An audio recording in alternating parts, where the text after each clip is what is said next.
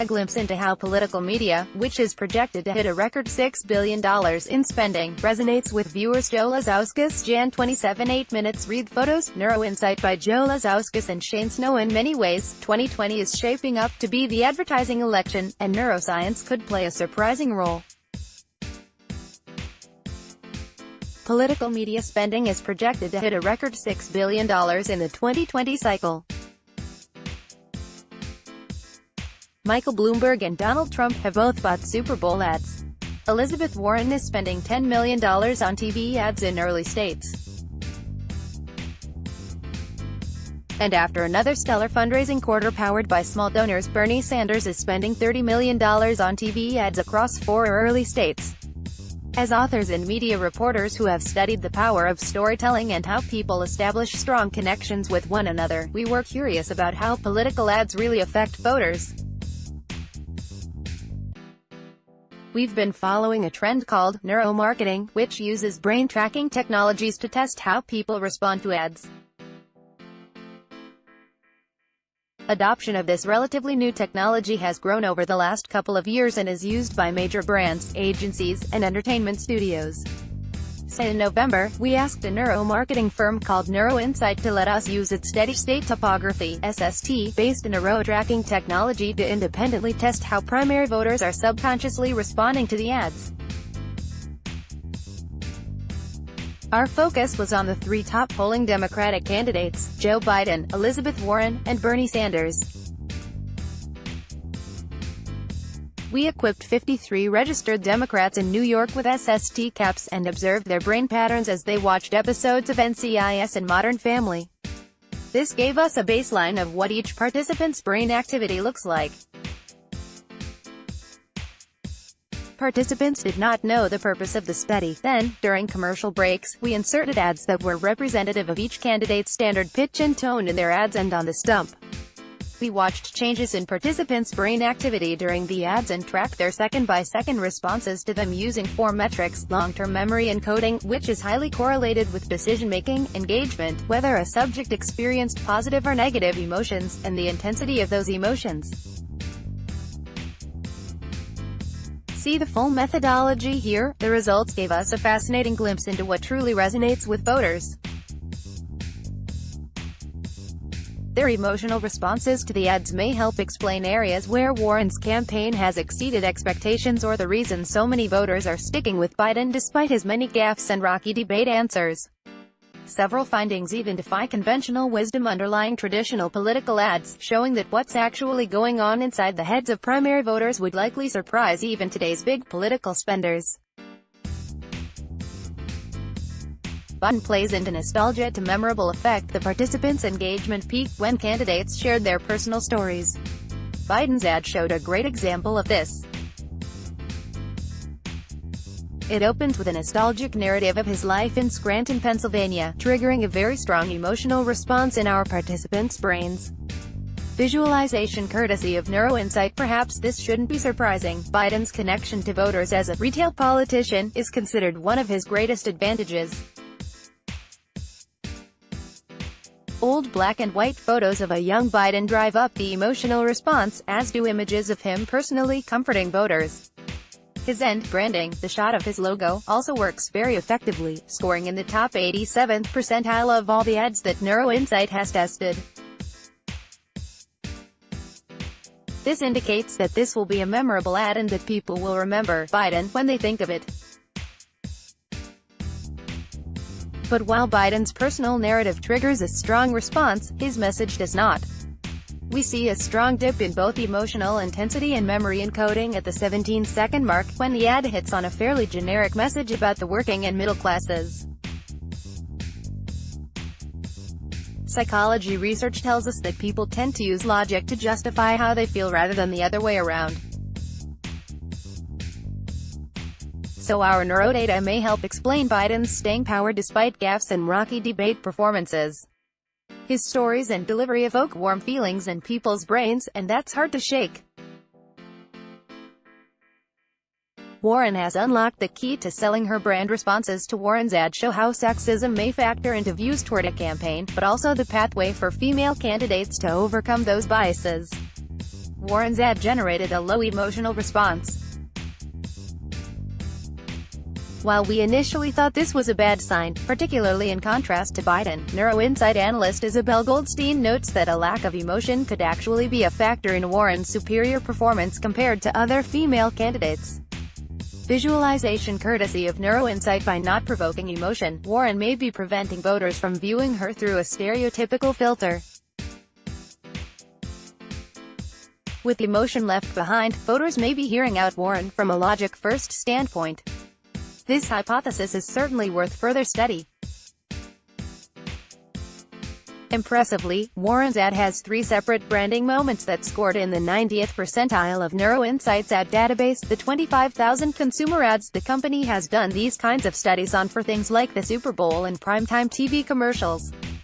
People engaged with and remembered Warren's ad the most, even though 20% of respondents said they had no opinion of her in the pre-test survey we administered.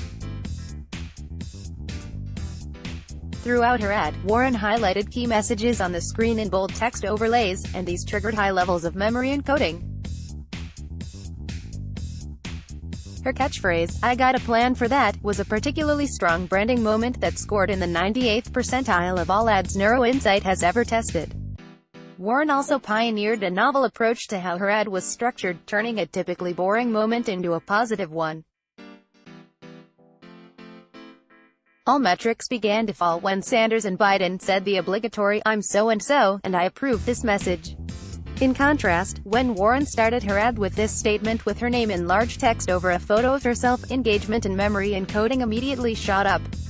Then, Warren was able to end the ad on a powerful image of her in front of an adoring crowd, instead of with the disclaimer. Candidates would be smart to adopt Warren's disclaimer tactic. These findings may factor into Warren's steady climb in popularity, exceeding initial expectations in the race despite worries about electability, and the challenges unique to female candidates in U.S. politics. Perhaps it's because she's so good at delivering a memorable message. Warren's campaign might continue to gain support by doubling down on these branding tactics as the primary heats up. Sanders struggles to connect. The Sanders ad, which was devoid of a strong narrative arc, turned out to be the least memorable or engaging for respondents. It scored the lowest of the 3 tested. His branding peak scored in just the 35th percentile of all ads. We saw low levels of memory encoding, engagement, and emotional connection during the bulk of the ad, which focuses on shots of Sanders speaking, and B-roll of working-class people. Visualization courtesy of Neuro-Insight. Moving forward, Sanders would be wise to spend time telling voters about his personal story as a champion for workers' rights over many decades.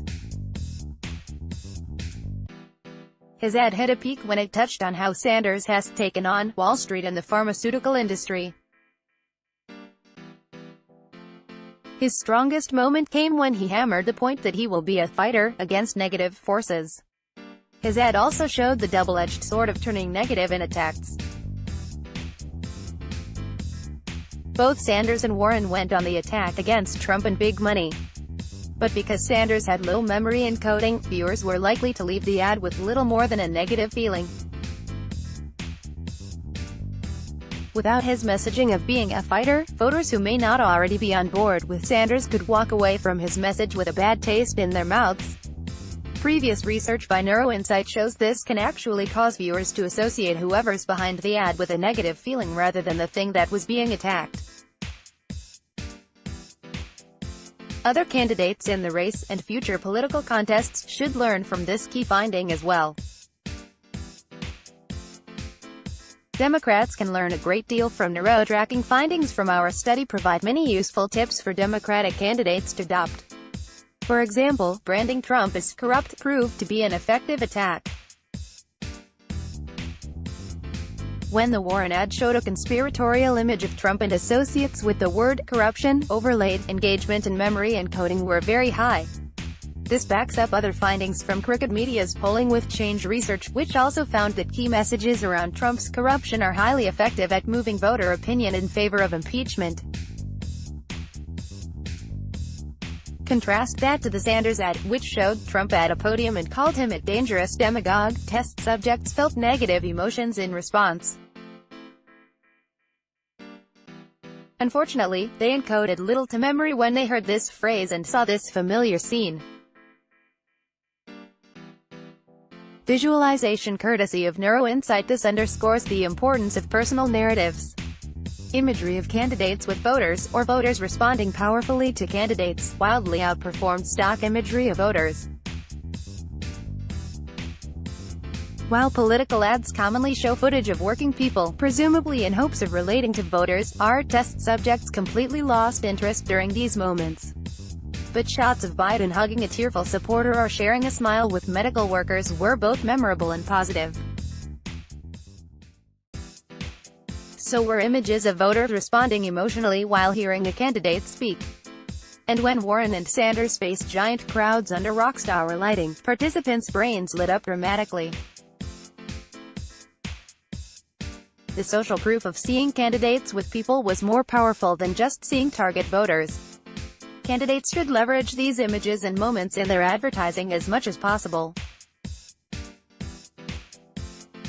For instance, Warren's campaign would be smart to leverage her tearful and authentic exchange and hug with an Iowan teen in December. Campaigns should be mindful of what they can learn from looking at their supporters' brains. As we've followed the neuro-tracking space, watching companies like Neuro-Insight, Spark Neuro, and Immersion Neuroscience, our sources in the industry have told us that the Republican Party has been eager to court this new technology, but Democrats have not. We recognize that using such tech may open up an easy, albeit deceptive, line of attack. A candidate is spying on your brains. But what might neurotechnology teach us about, say, Pete Buttigieg's unexpected rise? Or Kamala Harris's surprising decline? Or Andrew Yang's voracious fandom? Ultimately, the candidate who wins the nomination should want to know everything they can about what truly resonates with voters. And some of those insights may only be gained by measuring the subconscious. Let's block ads. Why?